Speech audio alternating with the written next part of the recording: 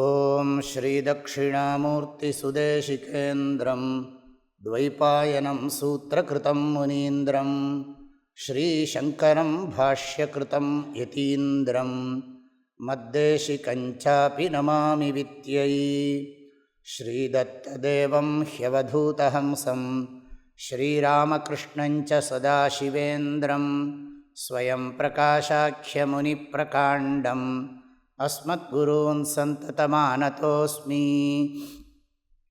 त्वमेव माता च पिता त्वमेव बन्धुश्च सखा त्वमेव विद्या द्रविणं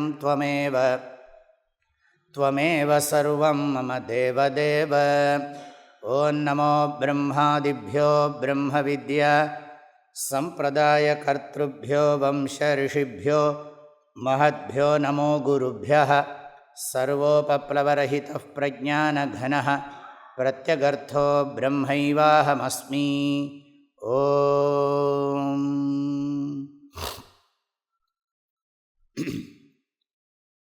ॐ आप्यायन्तु ममाङ्गानि वाक्प्राणश्चक्षुः श्रोत्रमथो बलमिन्द्रियाणि च सर्वाणि सर्वं ब्रह्मोपनिषदम् माहं ब्रह्म निराकुर्यां मा ब्रह्म निराकरोत् अनिराकरणमस्त्वनिराकरणं मे अस्तु तदात्मनि निरतेय उपनिषत्सु धर्मास्ते मयि सन्तु ते मयि सन्तु ॐ शान्ति शान्ति शान्तिः.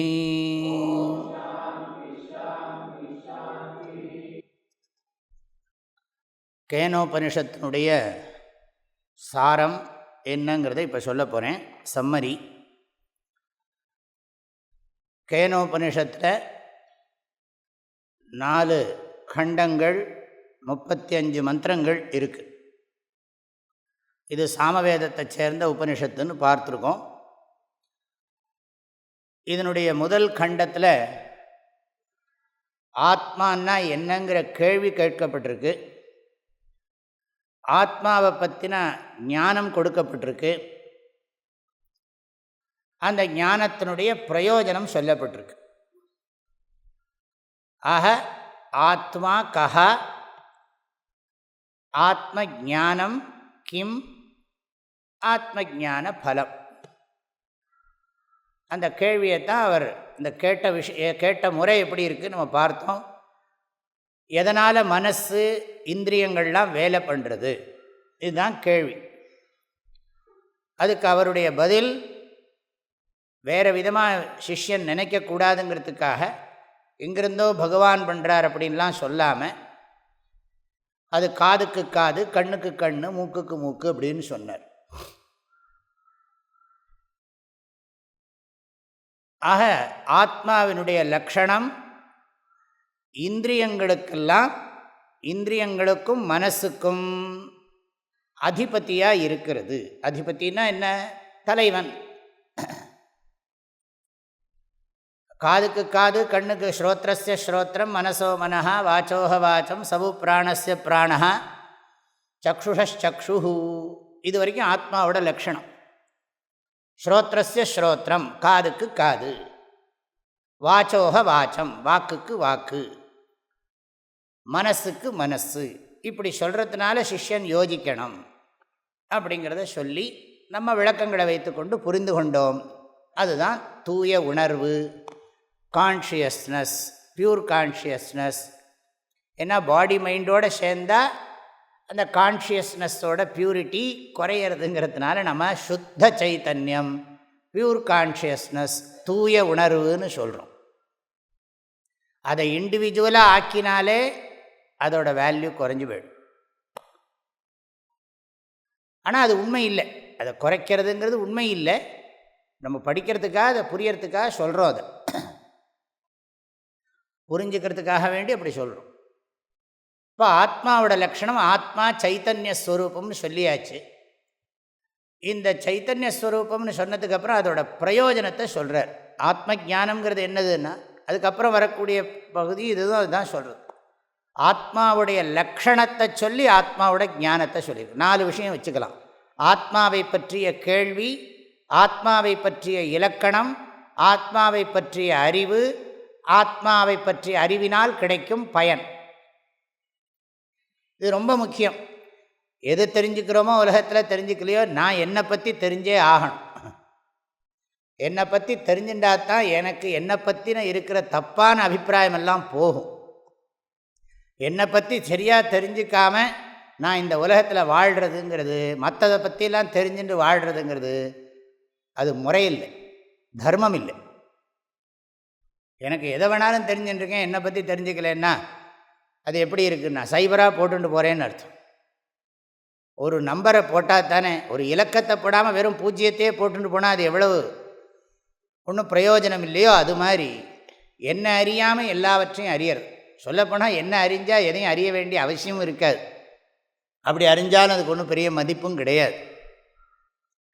ஆத்மாவோட லக்ஷணம் சொல்லப்பட்டது, ஸ்ரோத்ரஸ்ய ஸ்ரோத்ரம் என்று. அதன் மூலம் ஆத்மா சைத்தன்ய ஸ்வரூபம் என்கின்ற ஞானம் கொடுக்கப்பட்டது. அதனுடைய பிரயோஜனம் என்னன்னா 2ஆக பிரிக்கிறார். அதாவது இந்த உடம்பு மனசு புத்தியில் இருக்கிற அபிமானத்தை விடுறது ஒரு பிரயோஜனம். இந்த இண்டிவிஜுவாலிட்டியில் இந்த தன்னுணர்வில் இருக்கிற தப்பான அபிப்பிராயத்தை விடுறது ஒரு அம்சம். அஸ்மால் லோகாத் பிரேத்திய, அஸ்மால் லோகாத் பிரேத்தியன்னா தேக அபிமானம் தியக்துவா. தேக அபிமானம் மாத்திரமில்லை, இந்த உடம்பில் இருக்கிற பற்றையே விட போகிறோம்னு சொன்னால் மற்ற பற்றெல்லாம் எம்மாத்திரம். ஆக தேகாத்ம புத்தி, அப்புறம் இந்திரியாத்ம புத்தி, மனசு ஆத்மான்னு நினைக்கிற புத்தி, அப்புறம் ஜீவாத்ம புத்தி. தேகம் பிராணம் அப்பீந்திரியாண்யபிச்சலாம் புத்திம் ச சூன்யம் விதுஹு ஸ்திரீ பாலாந்த ஜடோபமா ஸ்வஹமிதி பிராந்தாக பிருஷம் வாதினஹ மாயா சக்தி விலாச கல்பித மகா வியாமோக சம்ஹாரி. பெரிய மகா வியாமோகம் நமக்கு இருக்கிற இந்த உடம்பு மனசு புத்தியில் இருக்கக்கூடிய அபிமானம். அதை தர்மத்துக்கு உபயோகப்படுத்துறதுக்கு தான் கொடுத்துருக்கே தவிர, இப்படிலாம் அனாவசியமாக இந்த சொசைட்டியை டிஸ்டர்ப் பண்ணுறதுக்காக பாடியை கொடுத்தார் பகவான். அது மறந்தே போய்டுறது. பகவான் எனக்கு சரீரம் கொடுத்துருக்காருங்கிறதே மறந்து போய்டுறது. இப்போ நான் யார், எனக்கு பகவான் சரீரம் கொடுத்துருக்காருங்கிறதே மறந்து போய் வாழ்கிறது தான் ஜனங்கள் நிறைய இருக்கா. அஸ்மால் லோகாத் பிரேத்திய. அப்புறம் என்னென்னா இதில் இருக்கிற அபிமானத்தை விட்டு சைத்தன்ய ஸ்வரூபமாக தன்னை ஓனப் பண்ணிக்கிறது. அதுதான் இன்னொரு பிரயோஜனம். 2 ஆத்மாவனுடைய யதார்த்த ஸ்வரூபத்தை புரிஞ்சுக்கிறது, அனாத்மாவனுடைய ஸ்வரூபத்தை புரிஞ்சு அனாத்மாவில் இருக்கிற அபிமானத்தை விடுறது. இதுதான் பிரயோஜனம். Owning I am pure consciousness, disowning I am என்னதுன்னா இந்த பாடி மைண்ட் காம்ப்ளெக்ஸ். அதுதான் பெனிஃபிட். கான்ஷியஸ்னஸ்ஸாக கிளைம் பண்ணிக்கிறது, ஓனப் பண்ணுறது, இதை விட்டுவிடுறது, இந்த இண்டிவிஜுவாலிட்டியை விட்டுவிடுறது. இதைத்தான் விஸ்தாரமாக இந்த முதல் சாப்டர், முதல் கண்டம் சொல்லியிருக்கு. 9 மந்திரங்களில் இதுதான் இருக்குது. இந்த 2வது மந்திரமும் அடுத்தது 4வது மந்திரமும் முக்கியம். அதில் இன்னொரு விஷயம் சொன்னார், ரொம்ப ரொம்ப முக்கியம். இந்த முதல் கண்டத்தில் 4வது மந்திரம், அது அறிந்ததும் அல்ல, அறியாததும் அல்ல, அது அறியப்படுவதும் அல்ல, அது அறியப்படாததும் அல்ல. அப்படி சொல்கிறது நல்லது. அது அறியப்படுவதும் அல்ல, அறியப்படாததும் அல்ல. அந்நதேவ தத் விதித்தாத் அதோ அவிதித்தாத் அதி. இந்த 4வது மந்திரம் ரொம்ப முக்கியம். இப்போ இதுலேருந்து என்ன சொல்கிறாருன்னா, அது அறிவாகவே இருக்கிறது, அதுதான் எல்லாவற்றையும் அறிகிறது. ஆகவே அறிவை அறியாமலும் இல்லை, அறியப்படு பொருளாகவும் அறியவில்லை. அறிவைனா இங்கே சுத்தமான சைத்தன்யம். நம்மக்கிட்ட நமக்கு தெரியும், நமக்கு நாலெட்ஜும் நமக்கு என்ன இருக்குதுன்னு தெரியும், அஜ்ஞானமும் என்ன இருக்குதுன்னு தெரியும். அஜ்ஞானத்தையும் ஞானத்தையும் எது அறியறதோ அதைத்தான் இங்கே அறிவுங்கிறோம். அறிவு அல்லது உணர்வு, சைத்தன்யம், கான்ஷியஸ்னஸ், இந்த மாதிரி சப்தங்களால் அதைத்தான் சொல்கிறோம். ஆக இதிலிருந்து என்ன சொல்ல வராருன்னா, இதுவும் ஆத்மாவோட லக்ஷணம்தான். எது? அது அறிந்ததை காட்டிலும் வேறானது, அறியாததை காட்டிலும் வேறானது. இல்லாட்டி நான் என்ன சொன்னேன், அது அறியப்படுவதும் அல்ல, அறியப்படாததும் அல்ல, அறிவாகவே இருப்பது. ஆக இதுதான் இதில் சொல்லியிருக்கிற விஷயம். முதல் கண்டத்தில் ஆத்மானா என்னங்கிற கேள்வியும் ஆத்மாவோட லக்ஷணமும், அது ஞானஸ்வரூபங்கிறது தான் ஞானம், ஞானஸ்வரூபங்கிறது தான் லக்ஷணம். ஆத்மானா என்னங்கிற கேள்விக்கு அது ஞானஸ்வரூபம். சாஸ்திரத்துக்கு ஒரு பேர் என்ன தெரியுமோ? ஞாபகம்னு பேர். சாஸ்திரத்துக்கு இன்னொரு பேர் ஞாபகம். ஞாபகம்னா நம்ம வழக்கத்தில் சொல்கிறோமே எனக்கு ஞாபகம் இல்லை, அந்த அர்த்தம் இல்லை. ஞாபகம்னா என்னது? ஞாபகப்படுத்துறது. ஞாபகம் ரெண்டு பதம் இருக்குது சாஸ்திரத்தில், ஞாபகம் சோதகம் அப்படின்னு சொல்லுவாள். இது ரொம்ப முக்கியம்.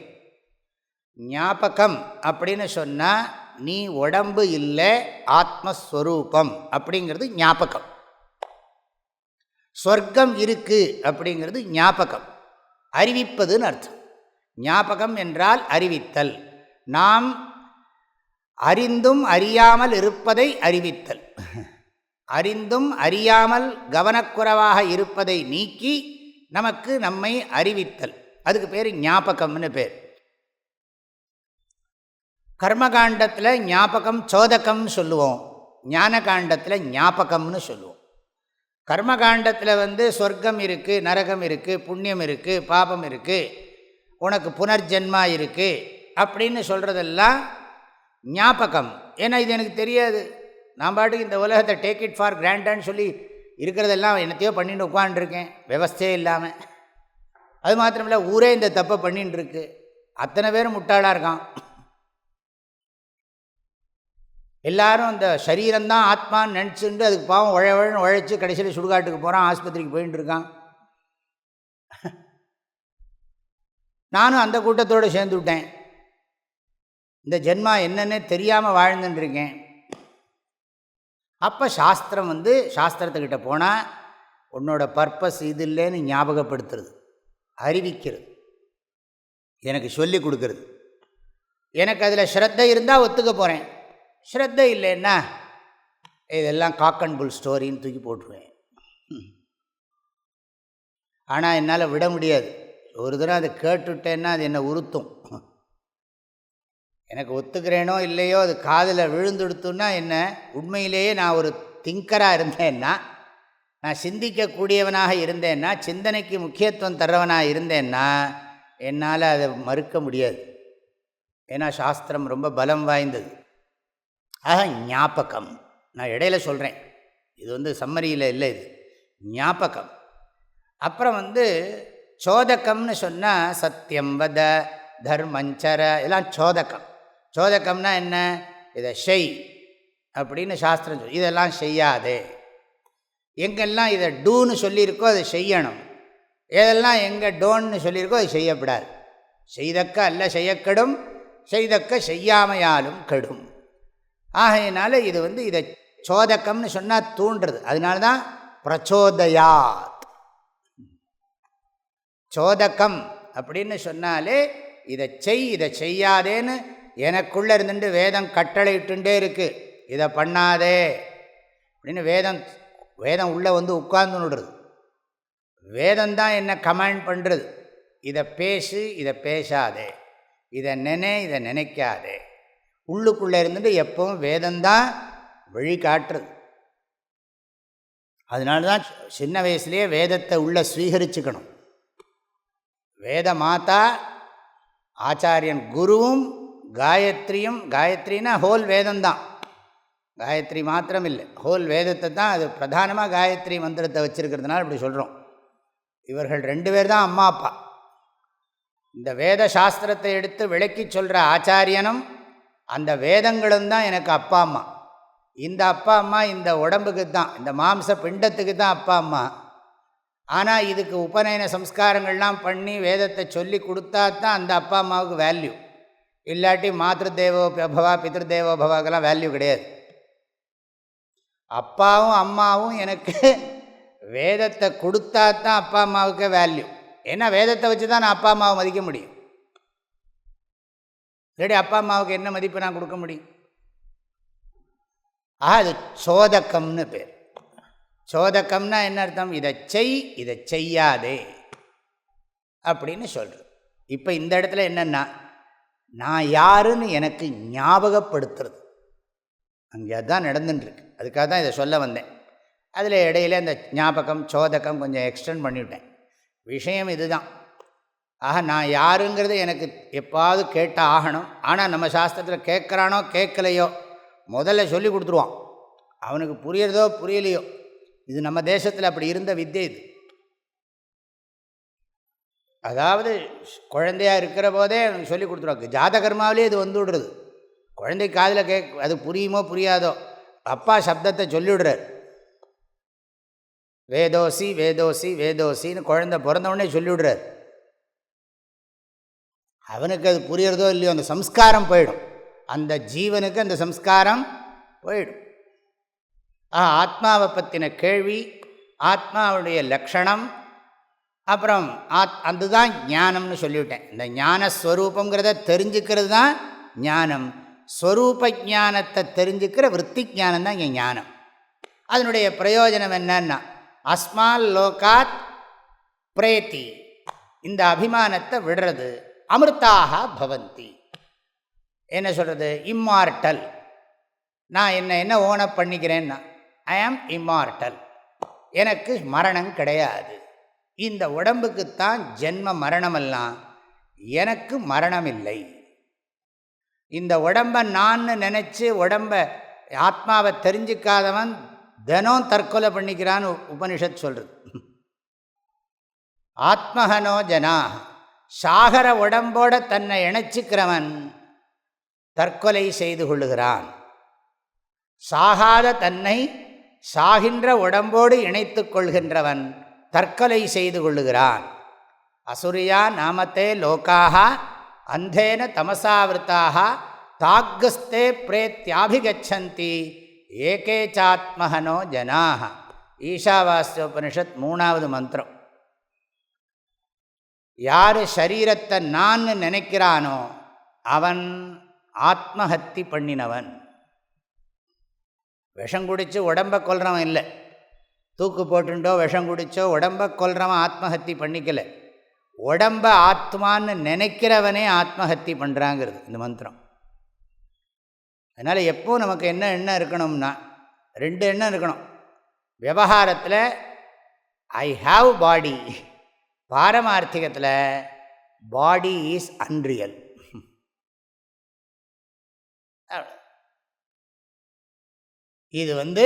இது வந்து seemingly real. Body mind complex, seemingly real. அவ்வளோதான். விவகாரத்தில் ஒரு மாதிரி சொல்லுவோம், பகவான் நமக்கு சரீரம் கொடுத்துருக்கார் அவர் ஆராதனை பண்ணுறதுக்காக. உடம்பினை பெற்ற பயனாவதெல்லாம் திடம்பட ஈசனை நாடுதல். வாழ்த்த வாயும் நினைக்க மடநெஞ்சும் தாழ்த்த சென்னியும் தந்த தலைவன். அப்படி பகவானை ஸ்தோத்திரம் பண்ணும். ஆனால் தத்துவஞானத்துக்கு வரும்போது வேறு விதமாக சிந்தனை பண்ணுறோம். ஆக இதெல்லாம் முதல் கண்டத்தினுடைய விஷயம். 2வது கண்டத்திலையும் இதே ஆத்ம ஞானமும் ஆத்ம ஞான பலமும் தான் சொல்லப்பட்டிருக்கு. அதுலேயும் 5 மந்திரம் இருக்குது. அந்த 5 மந்திரம், ஆனால் அதுக்கு என்ன வித்தியாசம்னா, இங்கே குரு பேசுகிறார், அங்கே சிஷ்யம் பேசுகிறான். ஆத்மாவினுடைய லக்ஷணத்தையும் அந்த ஆத்மாவினுடைய லக்ஷணத்தை தெரிஞ்சுக்கிறதையும் அதை தெரிஞ்சுக்கிறதுனால கிடைக்கிற பிரயோஜனத்தையும் அவர் குரு சொன்னார். இங்கே சிஷ்யனே சொல்கிறான், சிஷ்யன் வாயால் சொல்கிறான், நான் ஆத்மாவை அறியவில்லை, ஆத்மாவை அறிய விரும்பவில்லை. ஆத்மாவை அறிய முடியாது, ஆத்மாவை அறிய வேண்டிய அவசியம் இல்லை. அப்படி சொல்லலை. அது அறியப்படுவதில்லை, அறியப்படாததில்லை. இங்கே என்ன சொன்னார்னா, இங்கே அது அறியவில்லை, அறிய வேண்டியதில்லை. அப்படி அறியவில்லை, அறிய வேண்டியதில்லை அப்படிங்கிறதன் மூலம் ஆத்மாவினுடைய ஞானத்தை சொல்லிவிட்டான். இந்த இதில் 4வது மந்திரம் ரொம்ப முக்கியம். 2வது கண்டத்தில் பிரதிபோத விதித்தம் மதம் அமிர்தத்வம் ஹி விந்தத்தே.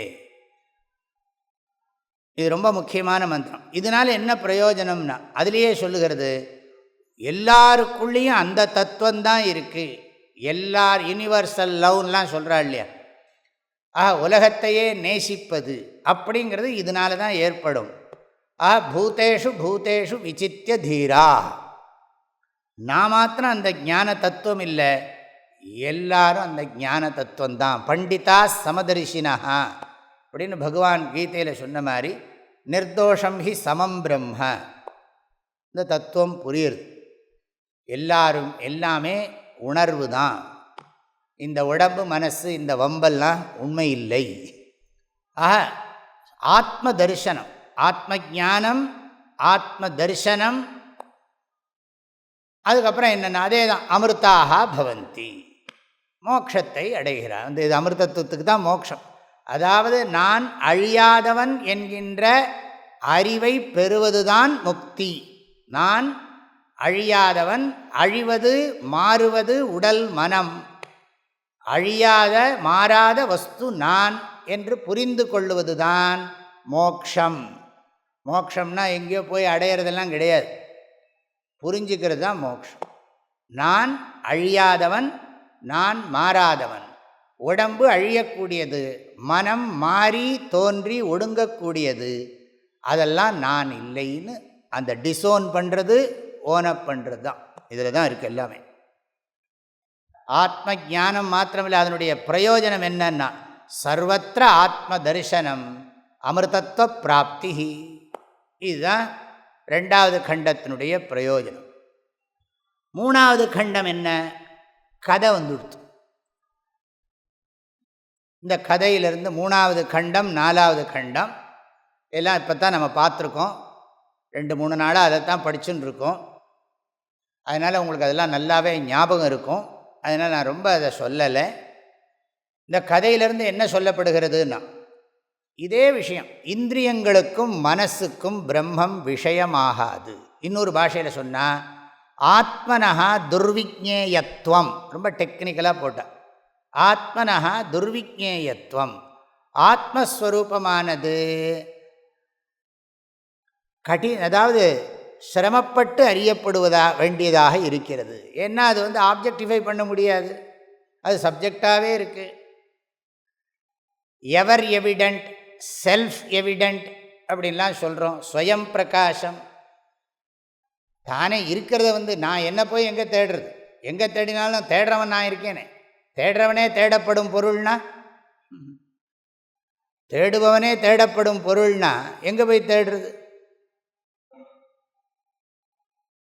ஒரு குரு சொன்னாராம், அங்கே போய் அந்த இடத்துல போய் யாராக இருக்கானு பார்த்துடுவான்னு. போய் பார்த்துட்டு ஒருத்தருமே இல்லைன்னு நானும். அங்கே நீ போன போய் நீ இருந்தியா இல்லையான்னு கேட்டாராம். அது மாதிரி நான் இல்லாமையா என்ன எதையும் நான் அறிய முடியும்? ஆக நான் உணர்வாகவே இருக்கிறேன். அதாவது ஆத்மாவை தெரிந்து கொள்வது கடினம் என்பது இந்த கதையின் மூலம் உணர்த்தப்பட்டது. அதற்கு முயற்சி செய்ய வேண்டும் என்பது உணர்த்தப்பட்டது. தன்னைத்தான் நன்றாக புரிந்து, சில பேர் ஏதோ குரு சொல்கிறாருன்னு ஒத்துக்கப்படாது. நமக்கு புரிகிற வரைக்கும் விடக்கூடாது. புரிகிற வரைக்கும் அதை முயற்சியை விடக்கூடாது. ஆனால் சொல்கிறதெல்லாம் இருக்கிற வஸ்துவை தான் பேசின்னு இருக்கோம். இப்போ இங்கே லைட் இருக்குங்கிறத எந்த வச்சுன்னு ப்ரூவ் பண்ணுறதுன்னா, லைட் இருக்குங்கிற செல்ஃப் அது எவிடென்ட் தெரியறது. அதில் தான் எல்லாத்தையும் பார்த்துட்டுருக்கேன், வெளிச்சத்தில் தான் எல்லாத்தையும் பார்த்துட்டுருக்கேன். வேணால் வெளிச்சத்தை கவனிக்கலை, நான் எதெல்லாமோ பொருளைத்தான் பார்த்துட்டுருக்கேன். வெளிச்சம் இல்லாமல் எந்த பொருளும் இல்லை. ஆனால் என்னுடைய கவனமெல்லாம் வெளிச்சத்தில் இல்லை, வஸ்துவில் தான் இருக்குது. அது மாதிரி நான் உணர்வாகிய நான் இல்லாமல் எந்த அனுபவம் எனக்கு இல்லை. ஆனால் என் உணர்வாகிய என்னை கவனிப்பதில்லை. எல்லாவற்றையும் பார்த்துட்டே இருக்கேன். ஆனந்தமான உணர்வான என்ன பார்க்கறது இல்லை, எதையெல்லாமோ பார்த்துட்டு இருக்கேன். அதுக்காக பார்க்கக்கூடாதுன்னு அர்த்தம் இல்லை. இதை புரிஞ்சின்ற பிறகு என்ன பார்த்தாலும் சரி, இதில் மனசு இருக்கணும். ஒரு பக்கம் மனசு இதில் இருக்கணும். அதனால தான் ஆத்மாவுக்கு இன்னொரு பேர் பார்ப்பான். பார்ப்பான்னா என்ன அர்த்தம்? எல்லாத்தையும் பார்க்கிறவன். பார்க்கும் தன்மைங்கிறது அவனுக்கு கற்பிக்கப்பட்டிருக்கிறது. அதனால் அதை முதல்ல கவனிக்கணும். அதை கவனிச்சுட்டா இந்த சம்சாரத்துக்கெல்லாம் இம்பார்ட்டன்ஸ் கிடையாது. ஆக ஆத்மாவை அறிந்து கொள்வது கடினம். எனவே அதற்கு முயற்சி தேவை. சொல்லப்போனால் அதுக்கு எஃபர்ட்டே வேண்டாம். ஆனால் எஃபர்ட் வேண்டாங்கிறத தெரிஞ்சுக்கிறதுக்கு எஃபர்ட் வேண்டியிருக்கு. எப்படி? இது பெக்யூலியராக இருக்குது, யூனிக்காக இருக்குது. ஏன்னா அதை தெரிந்து அது படித்தது என்ன படிச்சிருக்கோம்? அறிந்து கொள்ள முடியாது, அறிய வேண்டிய அவசியமும் இல்லை. அப்படின்னா என்ன அர்த்தம்? ஒரு எஃபர்ட்டும் வேண்டியதுலேருந்து தான் அர்த்தம். ஆனால் சங்கராச்சாரியர் என்ன சொல்கிறாருன்னா, இதை தெரிஞ்சுக்கிறதுக்கு எஃபர்ட் வேணும். என்னது எஃபர்ட்டுனா என்ன? படிக்கிறது தான். முயற்சி பண்ணுறதுனா என்ன? படிக்கிறது, யோசிக்கிறது தான். சாஸ்திரத்தை படிக்கவும், உபனிஷத்துக்களை படிக்கவும், அந்த லட்சணங்களை சிந்திக்கவும் தான் செய்யணும். அதுதான் முயற்சி. முயற்சினா ஃபிசிக்கல் எஃபர்ட்டெல்லாம் இல்லை, இது இன்டலெக்சுவல் எஃபர்ட். சாஸ்திரியமான முயற்சியை பண்ணணும், புத்திபூர்வமான பிரயத்தனத்தை பண்ணணும். அது மாத்திரமில்லை, பிரம்ம அஸ்தித்வம் சொல்லப்பட்டது. மெய்ப்பொருள் இருக்கிறது என்பது 4-5 இதில் நிரூபிக்கப்பட்டிருக்கு. சங்கராச்சாரியர் ஆரம்பத்திலே சொல்கிறார். ஏன்னா யக்ஷன் ஒருத்தன் இருக்கான். நான் இல்லாமல் இந்திரியங்களோ சென்ஸ் ஆர்கன்ஸோ மனசோ செயல்பட போகிறதில்லை. ஆக அக்னி, வாயு, இந்திரன் இவர்களுக்கு மேலாக ஒரு தத்துவம் இருக்கிறது அப்படிங்கிறது சொல்லப்படுது. ஆக ஆத்ம அஸ்தித்வம் இல்லாட்டி பிரம்ம அஸ்தித்வம், பிரம்ம துர்விஜ்ஞேயத்துவம், அப்புறம் புருஷார்த்தத்துவம். புருஷார்த்தம் வேணும். புருஷார்த்தம்னா எஃபர்ட், படிக்கிறது. சந்நியாசமே அதுக்கு தானே. இந்த முயற்சியெல்லாம் வேண்டான்னு சொல்லிட்டு தானே இந்த முயற்சிக்கு வரோம். இந்த பணம் சம்பாதிக்கிறது, குடும்பம் நடத்துறது, இந்த புண்ணிய காரியங்களெல்லாம் பண்ணிட்டு இருக்கிறதெல்லாம் பண்ணினதெல்லாம் போதும் அப்படின்னு தானே. என்ன வேதாந்த விஜான சுனிஷ்டிதார்த்தாக சந்நியாச யோகாத் யதய சுத்த சத்வாஹ கர்மணா அமிர்தத்வம் ந ஆனசுஹு பிரஜயா அமிர்தத்வம் ந ஆனசுஹு தனேன அமிர்தத்வம் ந ஆனசுஹு கர்மத்தியாகேன பிரஜாத்தியாகேன தனத்தியாகேன ஏகே அமிர்தத்வம் ஆனசுஹு. இந்த மந்திரத்துக்கு என்ன அர்த்தம்? சுவாமிலாம் வந்தால் பூர்ணத்தை வச்சுன்னு கர்மணான பிரஜயா தனேன தியாகேனைக்கே சொல்லிகிட்டு இருக்கோமே. என்ன அர்த்தம் அதுக்கு? சன்னியாசிகள்லாம் ரிச்சுவலை விட்டுவிட்டா. அதனால் கர்மணா அமிர்தத்வம் ந ஆனசுஹு, பிரஜையா அமிர்தத்வம் ந ஆனசுஹு. ஃபேமிலியை விட்டாச்சு. குழந்தைகளால் பூர்ணமான நிம்மதி கிடைக்காது. ரிச்சுவலால் 100% பீஸ் ஆஃப் மைண்டு கிடைக்காது. அதுக்காக எல்லாம் வேண்டான்னு அர்த்தம் இல்லை. பண்ணிட்டு தான் விடுறோம், பண்ணாமையே விடலை. பண்ணிட்டு தான் விடுறோம், பண்ணாமல் விட சொல்லலை சாஸ்திரம். சந்நியாசம் பண்ணணும்னா சந்நியாசம் பண்ணுறதுக்கு ஏதாவது ஆப்ஜெக்ட் இருக்கணுமே. நான் ரிச்சுவல் பண்ணிட்டு இருந்தால் தான் ரிச்சுவலை விட முடியும்.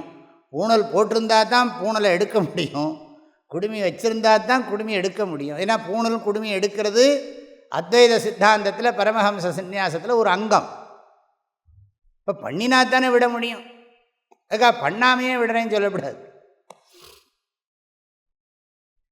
கர்மணா அமிர்தத்வம் ந ஆனசுஹு பிரஜையா அமிர்தத்வம் ந ஆனசுஹு தனேன அமிர்தத்வம் ந ஆனசுஹு. பணத்தினால் நிம்மதியை அடைய முடியாது, குழந்தைகளால் நிம்மதியை அடைய முடியாது. நிறைய பூஜையும் ஜபமும் ஹோமம் பண்ணிட்டு இருக்கிறதுனால பரிபூர்ண சாந்தி கிடைச்சுடாது. அதனால் என்ன பண்ணணும்னா இதெல்லாம் விட்டுட்டு வேதாந்தம் படி. தியாகே நைக்கே அமிர்தத்வமா நசுஹு. தியாகம்னா எல்லாத்தையும் தியாகம் பண்ணுறது. கர்ம தியாகா பிரஜா தியாகா. அதுக்காக விடுறதுனா என்ன? அபிமானத்தை விட்டு நீங்கள் இனிமேல் ஃபேமிலியை ரன் பண்ணுங்கோப்பா, நான் போகிறேன், என்றைக்கா ஒரு நாள் அந்த உடம்பை விட்டு கிளம்பணும், அதுக்கு நான் இப்போவே ப்ரிப்பேர்டாக இருக்கேன், கிளம்புறேன் அப்படியே சொல்லிவிட்டு சந்தோஷமாக போகிறது. சாஸ்திரத்தில் அதெல்லாம் இருக்குது. பையனை பார்த்து சில மந்திரங்களை சொல்லிட்டு தான் வீட்டை விட்டு கிளம்பணும்.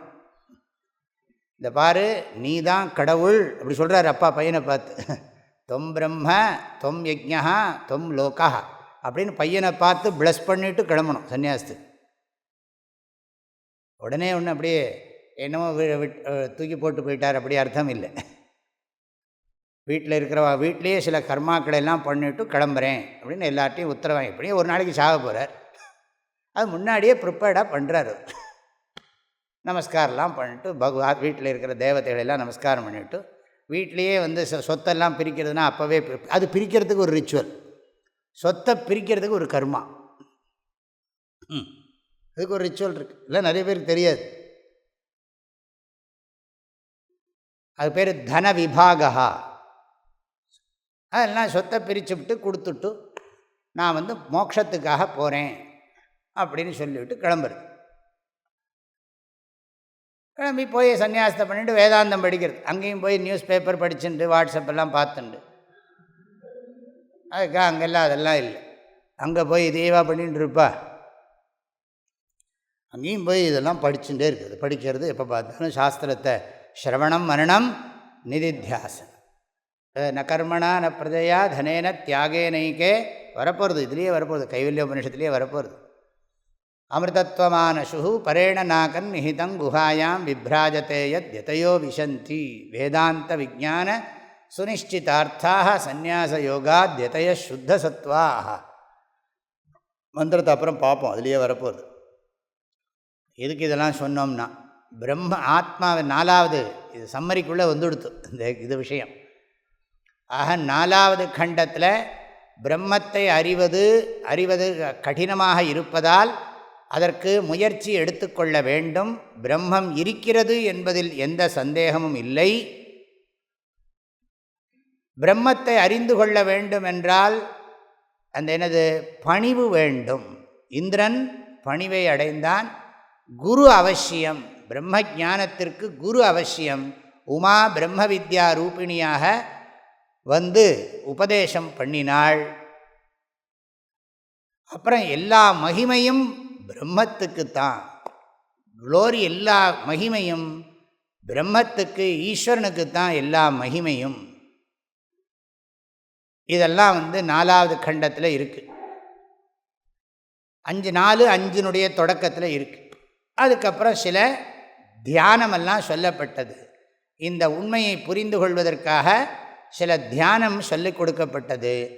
அதாவது மின்னல் தியானம், கண்ணை மூடி திறக்கின்ற தியானம், பிறகு எண்ணங்கள் பிரம்மத்தை நோக்கி செல்வது, பிரம்மத்தால் எண்ணங்கள் புலப்படுவது, உணர்வால் எண்ணங்கள் புலப்படுவது, எண்ணத்தால் உணர்ந்து கொள்ளப்படுவது, இப்படியெல்லாம் அதை தியானம் பண்ண சொல்லப்பட்டது. சுருக்கமாக சொன்னால் விருத்தி தியானம். அதுக்கு அடுத்தது என்னதுன்னா, பிரம்மன் பூஜ்யம், மகிமை பொருந்தியது. தத்வனம் வனமித்யுபாசித்தவ்யம் அப்படின்னு சொல்லப்பட்டது. எல்லாம் நிறைய சொல்லிகிட்டே வரேன், எல்லாம் நோட் பண்ணிக்கோங்க. அப்புறம் அடுத்தது என்னதுன்னா, இதை தெரிஞ்சுக்கணும்னு சொன்னால் தபஸு, புலனடக்கம், தபா தமஹா கர்ம, சத்தியம், வேதாத்தியனம், வேத அங்க அத்தியனம் அவசியம். வேதாத்தியனம், வேத அங்க அத்தியனம், சத்தியபாஷணம். சத்தியபாஷணம் என்னது? போலித்தனம் இல்லாத தன்மை. வாக்கிய பாஷ்யத்தில் யதார்த்த பாஷணம் சொல்கிறார், இங்கே அமாயாவித்வம் அப்படின்னு சொல்லியிருக்கார். போலித்தனம் இல்லாமல் வாழுதல். அப்புறம் அடுத்தது உண்மையை உள்ளவாறு சொல்லுதல், பொய் பேசாமல் இருத்தல், பொய்யாமை ஆற்றின் அறம் பெற செய்யாமை நன்று. அப்புறம் அடுத்தது என்னதுன்னா, அதுக்கப்புறம் தபஸு, இந்திரியங்களை எல்லாம் கட்டுப்படுத்துறது, தமஹா மனசை எண்ணங்களை ஒழுங்காக வச்சுக்கிறது, செய்ய வேண்டிய கர்மங்களை கடமைகளை ஒழுங்காக செய்யறது. இதெல்லாம் பண்ணினாத்தான் இந்த தத்துவஞானம் புரியும். சமூகத்துக்கு இடைஞ்சலில்லாத தத்துவஞானமாக இருக்கும். நம்ம ஃபிலாசபி சொசைட்டியை டிஸ்டர்ப் பண்ணக்கூடாது. அதனால தான் இதை ரொம்ப அழகாக ஹேண்டில் பண்ணுறது நம்ம சாஸ்திரம். அதில் இது எல்லாத்தையுமே பொய்ன்னு சொல்லி ஒரேடியாகவும் இது பண்ணிடுறதில்ல, பொய்யில் எப்படி ஒழுங்காக இருக்கணும்னு சொல்லி கொடுக்குறது. அதே சமயம் பொய்க்கு எவ்வளோ தூரம் மதிப்பு தரணுமோ அவ்வளோ தூரம். பொய்னா என்ன, இருக்கிற மாதிரி இருக்குது, யோசித்து பார்த்தா அதுக்கு இருப்பு இல்லை. ஆகையினால இதை ஜாக்கிரதையாக ஹேண்டில் பண்ணணும். இந்த வாழ்க்கையை, உடம்பை, மனசை, நம்ம விவகாரத்தை எல்லாம் யாருக்கும் இடைஞ்சல் இல்லாமல் அழகாக கையாள தெரியணும். அதே சமயம் இந்த ஞான பலத்தோடு இருக்கணும். இந்த ஞான பலம் இருந்தால் கையாள முடியும். ரெண்டும் சேர்ந்து. ஆக வியாபகாரிகம் பாரமார்த்திகம் இப்படி சொல்லி 5வது கண்டத்திலையும் வேல்யூஸ் எல்லாம் சொல்லி முடிச்சுடுத்து. அது மாத்திரமில்லை, யார் ஒருவன் இதை சரியாக தெரிஞ்சுக்கிறானோ, யஹா ஏவம் வேத, எவன் ஒருவன் இதை தெரிஞ்சு கொள்கிறானோ, முடிக்கிற போது ரொம்ப அழகாக முடிச்சிருக்கு. யார் ஒருவன் இதை தெளிவாக தெரிந்து கொள்ளுகிறானோ அவன் பாப்மானம் அபஹத்ய. இந்த பாப்மானங்கிற சப்தத்துக்கு சங்கராச்சாரியார் தர்மா தர்மவுன்னு போடுறார். பாப்மா அப்படின்னு சொன்னால் பாப்மானம், பாபங்களை. பாபங்களை என்ன அர்த்தம், அவன் பாவமும் செய்கிறதில்லை, புண்ணியமும் செய்கிறதில்லை, அமைதியாகிடுறான். பாபங்களை போக்குறதுக்காக புண்ணிய கர்மாக்களை செஞ்சுட்டு புண்ணியத்தையிலிருந்து விலகின்னு விடுறான். பேசாமல் அமைதியாக படிக்கிறான், தியானம் பண்ணுறான், அவ்வளோதான். வேறு ஒரு புண்ணிய கர்மாக்களையும் அவன் பண்ணுவதில்லை. பாபம் பண்ண மாட்டான், அது பாபம் புண்ணியம் பண்ணுறது இல்லைன்னா பாபம் பண்ணிவிடுவானான்னு கேட்கக்கூடாது. பாபத்திலேருந்து விடுபடுறதுக்காக தான் புண்ணியம் பண்ணியிருக்கான், புண்ணியமும் அவனுக்கு போதும். அதனால் சர்வ தர்மான் பரித்யஜ்ய. ஆக இந்த அளவில் கேனோபனிஷத் பூர்த்தி ஆகியிருக்கு. ஆக இந்த கேனோபனிஷத்தில் 2வது மந்திரம் முதல்ல, அதுக்கு பிறகு 2வது கண்டத்தில் 4வது மந்திரம். இந்த 2வது மந்திரமும் 4வது மந்திரமும் அதில் முக்கியம். முதல் கண்டத்தில், அப்புறம் 2வது கண்டத்தில் 4வது மந்திரம் ரொம்ப ரொம்ப முக்கியம். 5, 6 கண்டங்கள்லாம் நம்ம ரொம்ப முக்கியமானதுன்னு எதையும் நம்ம சொல்லலை. வேல்யூஸ் எல்லாம் ரொம்ப முக்கியம். கடைசியில் தஸ்ஸி தப்போ தம கர்மேதி பிரதிஷ்டா வேதா சர்வாங்காணி சத்தியமாயத்தனம். ஆக இந்த பாபங்களையெல்லாம் நீக்கி இங்கேயே இப்போவே ஸ்வர்கே லோகே ஜ்யேயே பிரதிதிஷ்டதி, அவன் இங்கேயே ஆனந்தமாக இருக்கிறான். எல்லார மாதிரி தான் இருக்கான். நார்மல் பர்சன், ஆர்டினரி பர்சன் மாதிரி தான் இருப்பான். பார்க்குறதுக்கு எல்லாரும் மாதிரி தான் சாதாரணமாக தான் இருப்பான். ஆனால் உள்ளுக்குள்ளே அறிவு கணல், அந்த ஞானாக்னிங்கிறது எப்பவும் இருந்துகிட்டே இருக்கும். அதுதான் முக்கியம் இங்கே. அதனால் எங்கேயோ இறந்த பிறகு அடையிறத சொல்லலை. பாப்மானம் அபஹத்ய ஸ்வர்கே லோகே ஜ்யேயே அனந்தே ஸ்வர்கே லோகே ஜ்யேயே பிரதிதிஷ்டதி. இந்த சொர்க்கலோகத்துக்கு 2 அட்ஜெக்டிவ், அனந்தே ஸ்வர்கே ஜ்யேயே ஸ்வர்கே அப்படிங்கிறதுனால இந்த வழியாக அந்த வழியாக போகிறதெல்லாம் கிடையாது. இங்கேயே இப்போவே இந்த சரீரத்தில் இருக்கும்போதே ஜீவன் முக்தி. இந்த ஜீவன் முக்தியை அவன், இந்த ஜீவன் முக்தி சுகத்தை அனுபவிக்கிறான். இந்த ஞானத்தினால அவன் உடம்பில் இருந்தாலும் தேகாத்ம ஞானவத் ஞானம் தேகாத்ம ஞான பாதகம் ஆத்மன்யேவ பவேத்யஸ்ய ச ஜீவன் முக்த உச்சியதே அப்படின்னு ஒரு ஸ்லோகம் இருக்குது. இந்த உடம்பை நான் எப்படி நினச்சின்னு இருந்தேனோ அதே மாதிரி இந்த உடம்பை நான் இல்லை அப்படிங்கிற எண்ணம் யாருக்கு பலமாக இருக்கோ அவன் விரும்பினாலும் விரும்பாட்டாலும் அவன் ஜீவன் முக்தன் ஆயிடுவான். ச நேச்சன்னப்பி முச்சியத்தே இப்படி ஒரு பாடம்.